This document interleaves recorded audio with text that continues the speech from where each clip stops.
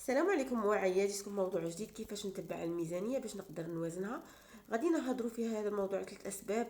السبب الثالث هو اللي غادي يدير الفرق، لاخاطش الاسباب الاخرين قادر تكونوا درتوهم وما نفعوش.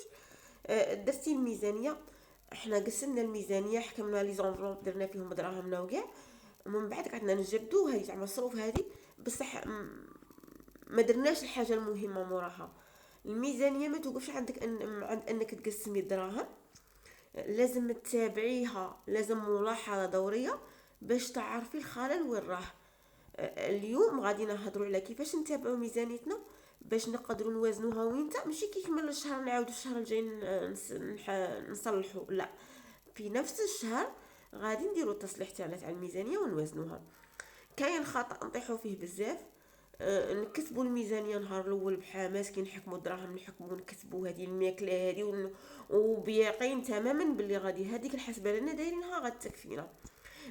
من بعد نطوي الورقه ندسوها نحطوها وما نحاولش نرجعوا ليها حتى للشهر الجاي، نقولوا هذه الميزانيه ما خرجتنيش، ونعاود ندخل في ميزانيه جديده ونقعد بين الميزانيات. بصح الميزانيه ماهيش ورقات تكتب وتتنسى. انا نشوف الميزانيه باللي هي 20% تخطيط تقسيمات وكاع، 80% متابعة.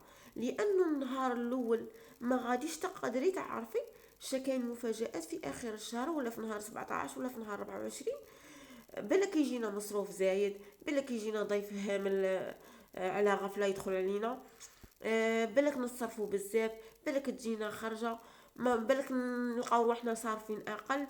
هنا لازم يكون عندنا موعد مع الميزانيه كل اسبوع، رونديفو مع الميزانيه كل سيمانه. اختي نهار الجمعه عشي ولادك، غسلي مواعينك، كملي خملي كوزينتك، حطي ورقتك والستيلو، جيبي الورقه تاع الميزانيه نفسها وجمعي مع ميزانيتك 5 دقائق من الجمعه على الجمعه، ما غاتدي لك وقت بزاف ما والو. 5 دقائق انت كملتي معاها. ابداي في ديك الورقه نديرو 3 حاجات. اول حاجه نشوفوا شابقه لنا، مثلا الماكله درنا فيها 800 شرينا هذيك الحسبه تاع الشهر بقى لنا منها شويه، ولا نشوفوا اي ظرف الطوارئ ما استعملتهش تنفيريفي كاع المبلغ اللي بقى لي نفيريفيه. ما نعتمدش على الذاكره ونقول عندي كذا كذا وصرفت كذا كذا، لا، شوفي الرقم الحاجه الحقيقي اللي خليتيه واللي بقى لك. ثاني حاجه شوفي وين راحوا دراهم، بالك كاين ظرف نقص وظرف مازال قاعد فيه. ما نكتبوش الماكله نقصت، نسقسي علاش نقصت. شريتي مواد غذائيه زياده، دخلتي في كماليات، خرجتي طلبتي اكل، شريتي حاجه صغيره وما حسبتيهاش. وهنا نعاود نرجع للهضره اللي قلتها تاع باللي مرات المصاريف المتكرره الكثيره هي اللي دير لنا الخلل في الميزانيه ودير لنا خلل في دراهمنا وما نعرفش دراهمنا وين يروحوا، باسكو نقولوا غير صغيره ما تبانش 50 ما تبانش. ثالث حاجه، وهذه الحاجه هي اللي راح تخلينا نعرفوا كيفاش نوازنوا بين الميزانيه. إلا لقينا احنا جزء من المصروف راه ناقص في ظرف واحد بزاف، وانا راه باقي لي دراهم هاك وهاك وهاك وعندي شحال باقي لي يامات، هنا شندير؟ هنا نروح نوازن ما نخليش حتى لاخر الشهر، و نعاود تما بطريقه ذكيه نعاود التوزيع تاعي. انا المهم ما نوقعش في دين اخر الشهر، وما نقعدش انا في اخر الشهر نقارع ولا نروح الحانوت نكردي. معليش، انا ميزانيتي هذه، انا الميزانيه تكون مرنه، انا نلعب بها كيما بغيت، ماشي هي تحكمني.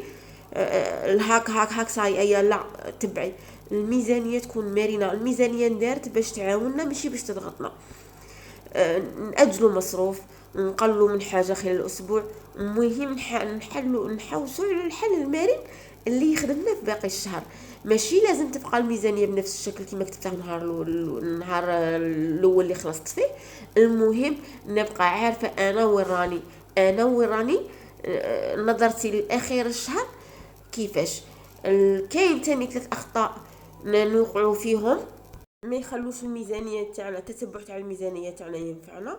اذا احنا هضرنا باللي قلنا باللي الميزانيه هي 20% تخطيط و 80% متابعه. عرفنا كيفاش كل جمعه نشوفوا شحال بقالنا وين راحوا دراهمنا واش لازم نعدلوا، كيفاش تكون الميزانيه مرنه. الان غادي نهضروا على 3 اخطاء كما قلنا يخلوا المتابعه نفسها ما تنفعناش. الخطا الاول، نديروا الميزانيه ونحط الورقه في الماريو اختي والخزانه ولا دبرات كيما بغيت تسميها. ايوا وقعدي تتبعي فيها غير هكا من بعد، غير من بعد نكتبوا نهار الاول ومن بعد نقعدوا نحوسوا نقرأوا غير النتيجه تاع اخر الشهر. نرجعوا نصرفوا بالذاكره، نظن نبقى عندي وقيله صرفت هذه في هذه، ما نعرفش وين راحوا. الميزانيه هنا الوظيفه تاع الميزانيه اللي نديرت من اصلها الاساس الميزانيه راحت، ما بقاتش خدمه الميزانيه. الحل خلي الورقه في بلاصه تشوفيها، لصقيها في الفريجيدير اختي ولا في كشحه في الثلاجه ولا في حيط عندك في المطبخ، وديري موعد ثابت كل جمعه 5 دقائق ماشي بزاف. ماشي لازم كل يوم نقعدوا نحسبوا ونقلقوا اخر الشهر نضغطوا ونلقاو روحنا في الديونات وكاع. الخطا الثاني نراقبوا المبلغ وما نراقبوش السبب. نروح نقعد نراقب في الدراهم، الدراهم راهم ينقصوا، بصح ما هو السبب اللي خلى دراهم ينقصوا؟ مثلا فتحنا ظرف الماكله ولقينا بقى فيه 500 ألف، مليحه، بصح السؤال واش صرا لل 300 ألف اللي راحت؟ اذا ما عرفتيش راكي شفتي النتيجه بصح ما اكتشفتيش السلوك. جربي تكتبي 150 كيما حنا نقولوا في الاسبوع، غادي نهضروا حنا بالاسبوع ونقولوا 150 ولا 200 الف مواد غذائيه، 70 الف خبز وحليب، 500 الف حاجه ما كانتش مخططه ليها نحطها على جهه، 30 مصروف صغير. بعد مده غادي نبداو نلاحظوا انه هذه الحاجه بالذات هي اللي راهي تتكرر. وهنا المتابعه تولي اكثر من مجرد حساب، تولي نكتشف العادات الصرف اللي ما كنت منتبهت لها اصلا. الخطأ الثالث نقارعوا حتى نهاية الشهر باش نكتشفوا المشكلة. تخيلي وصلنا نهار 25 في الشهر، مباقيش بزاف على الشهر يكمل، وتلاقيتي باللي مصروف معين تجاوز الميزانية ب400. احنا نقولوا تاع الاكل ولا فتنا النسبة اللي نديرينها ب400، شحال غادي ندير؟ ما غاديش يبقى لنا وقت كبير باش نصلحو.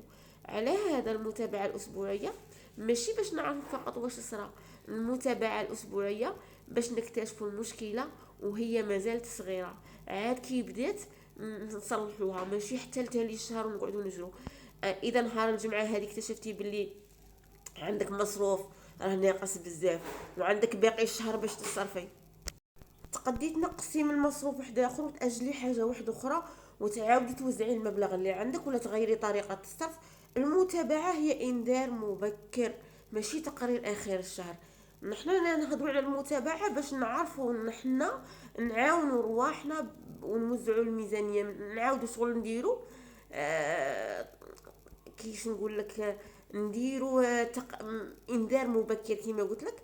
نشوفوا حنا نتبعوا الميزانيه تاعنا، نشوفوا الخلل وين راه نصلحوه تم ماشي حتى لتالي الشهر نعاود الشهر الجاي نبدا ميزانيه جديده كما قلت لك. الى درتي ميزانيه بعد اسبوع لقيتي روحك خرجتي عليها، ما نقطعوش الورقه ونقيسوها ونقولوا انا ما نعرفش نلتزم. ارجعي فقط وسقسي شحال بقالي وين راحوا دراهمي، كيش غادي نزيد نعاود نقسم هذا اللي راه باقي، كيش نعدل، واش لازم نعدل قبل ما يكمل الشهر. لانه الميزانيه ماشي انه نتوقع نتوقعوا شهر كومبلي في نهار واحد. الميزانيه انه نراقب الطريق، نصحح الاتجاه قبل ما نوصل للطريق الغلط. ولهذا نقول 20% تخطيط، 80% متابعه. التخطيط يرسم الطريق، المتابعه تمنعك من الضياع. واذا حبيتوا في الفيديو الجاي نعطيكم ورقه متابعه اسبوعيه فيها غير الخانات اللي تحتاجيها، واش تعرفي في 5 دقائق واش صرا لي ميزانيتك خلال الاسبوع. اكتبي لي في التعليقات ورقه، ونشوفكم في الفيديو الجاي ان شاء الله. شكرا.